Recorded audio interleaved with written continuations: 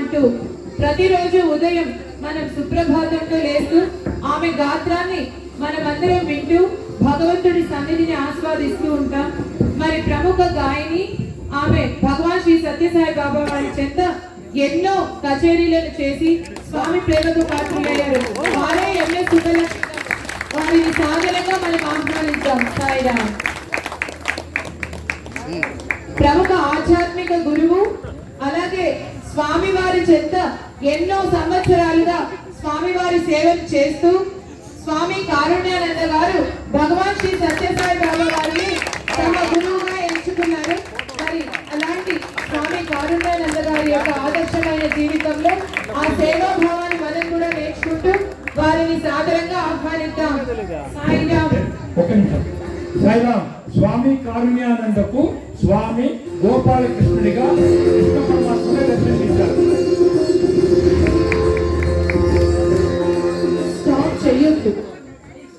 మరి ఎన్నో రంగాల్లో మనం ప్రముఖులమైన స్త్రీలను చూస్తున్నాం. స్త్రీలంటే అబలలు కాదు సబలలు అని నిరూపించి అనేక రంగాల్లో మనం చూసిన రాజకీయ రంగంలో తనదైన శైలిలో గీతారెడ్డి గారు స్వామివారి పాదపద్మాల చెంత ఎన్నో ఆదర్శాలను నేర్చుకుని తమ జీవితంలో అనుసరిస్తూ మనందరికీ మార్గదర్శకంగా నిలిచారు. సాయిరామ్.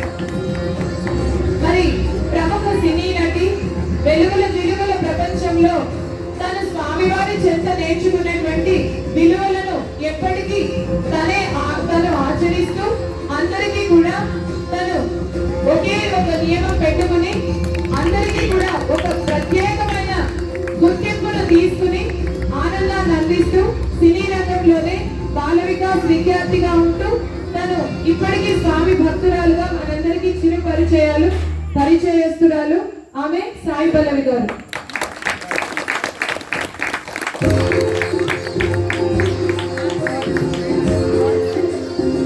మరి సినీ నటులందరినీ మనం చూస్తాం, కానీ మనందరికీ కూడా తమ యొక్క స్వరంతో భగవాన్ శ్రీ సత్యసాయి బాబా వారి జన్మదిన వేడుకలను సైతం తను 80వ సంవత్సరం పుట్టు పండుగతో సహా అనేక మార్లు స్వామి చేస్తూ ఉన్న సాయి కుమార్ గారిని తన జీవిత పర్యంతం స్వామిని తమ జీవితంలో వారు అనుభవిస్తూ అనుభూతి చెందుతూ మనకు అనేక విధాలుగా ఆదర్శప్రాయంగా ఉన్నారు. సాయి కుమార్ గారు స్వామివారి చెంత అనన్య భక్తుడు. ప్రపంచ వ్యాప్తంగా సాయి భక్త కోటికి కూడా అనిల్ కుమార్ గారు స్వామివారి దివ్య ఉపన్యాసాలను మనందరికీ అందజేస్తూ తను ఒక ప్రొఫెసర్ గా ఉంటూ కూడా స్వామి యొక్క దివ్య సందేశంతో చివరి వరకు మనకి స్వామి ప్రేమను పంచారు. అనేక రంగాల్లో ప్రముఖులైనటువంటి వారిలో వ్యాపార రంగంలో అలాగే ప్రముఖ పారిశ్రామికవేత్త రతన్ టాటా గారు మన ముందుకు వస్తున్నారు.